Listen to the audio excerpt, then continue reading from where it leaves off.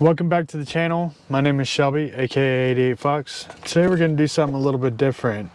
Today we are going to attempt to upgrade the 2015 F250 from Sync 2 to Sync 3. So this is the dash and it's got the Sync 2 module in it. Wait for that to load. So it's probably all weird on the phone or on the camera, but essentially what I don't like about this is I can't get Google or Google CarPlay or Android Auto to function on this because it's not available. But it was available with Sync 3. So we got a box in from our friends in China. And what I did was I got on eBay and I got the cheapest Sync 2 to Sync 3 conversion kit that I could find. And so this was like 380 bucks.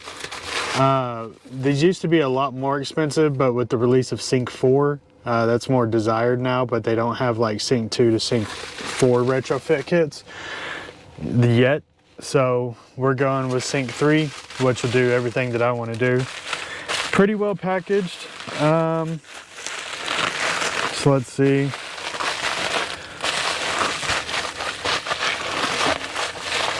Wow. Okay. So these are all tools that I'm supposed to be able to use.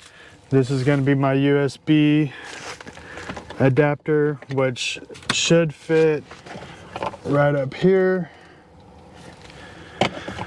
Let's see.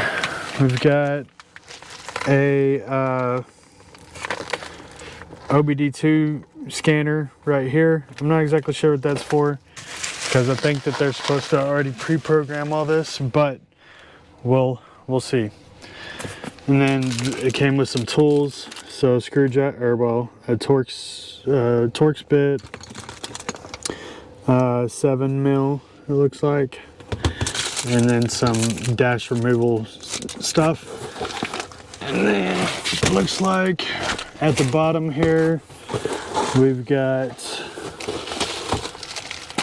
a couple more things. So that's probably going to be, I don't know what all this is right now.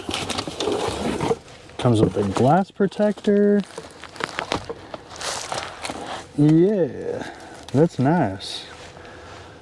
We'll leave that in there. And then comes with the Ford Sync 3 upgrade kit to show exactly what we're supposed to do. But yeah, we'll see how that goes. And then here's the actual Ford Sync piece itself.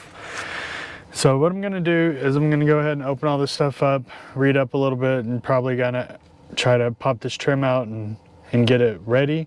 And then we'll go from there as far as installation and everything goes. So let me do that and I'll be right back. All right, so far, pretty simple.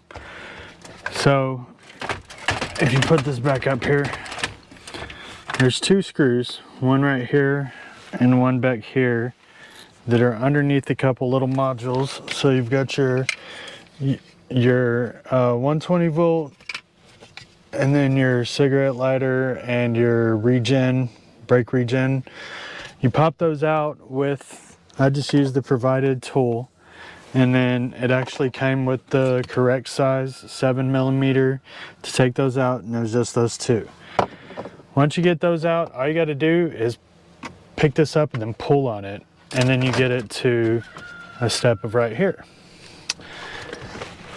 Second thing I did was I've already pulled out the original adapter here, and so it has two plugs. One of them fell. So this one, which is your USB plug, and then you've got this one, which is for everything else.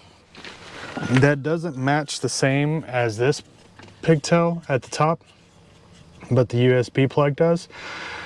So this pigtail at the top luckily comes with the little adapter right here. So we'll go ahead and plug that adapter in right here. Sorry for my legs, but that'll go there. That should plug up, and then I'll pop that in, and that'll be done with. Next thing I'm going to do is I'm going to remove the screen, and then we'll go from there. But this is the other screen. I think it's definitely a Ford Motor Company piece of equipment. It's got the FOMOCO logo right there, Ford logo, and all that good stuff. I don't know if this just plugs in and plays or not, but we'll find out once I take that other off. So gonna finish up the USB connectors, and then we'll start removing the actual screen itself, and then seeing what we got to do to get it replaced. All right, so here's the Sync 2 system. Here's the Sync 3 system. Has the same connectors for both, and this one comes with an extra connector for the GPS. I'm not interested in using the GPS, so I'm not gonna install it. This clip just clips. It's a Hans connector, so it clips up and clips down in order to keep it in there. Take that one out, then this one just pops out. So we'll go ahead and reinstall it back, and then slap everything back together. I also got that in there, so see how it looks. Well, that's it. So it's in. As you can see, CarPlay is now active.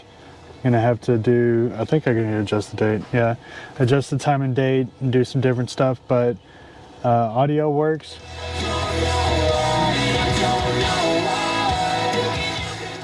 I got Apple CarPlay running, so go over here, got my maps right here, got Spotify loaded up, all the good stuff.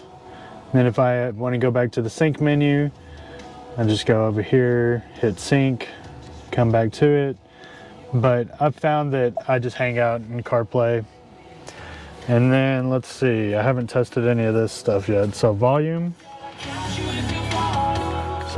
works. I can skip right here. Cool, so everything works, everything's functional. I've got Apple CarPlay. Yeah, so we're good to go. Cool, take it easy.